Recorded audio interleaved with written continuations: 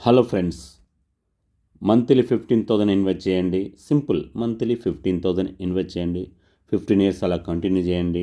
మీకు 1 CR వచ్చేస్తుంది. Okay, అవసరం ఉంటే మొత్తం విత్డ్రా చేసుకోండి, మధ్యలో కూడా విత్డ్రా చేసుకోండి.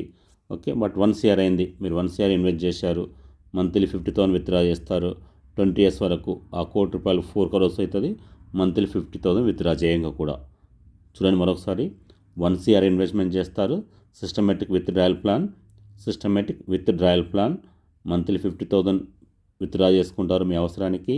అలా 20 ఇయర్స్ మొత్తం విత్డ్రా చేసిన అమౌంట్ 1.2 CR.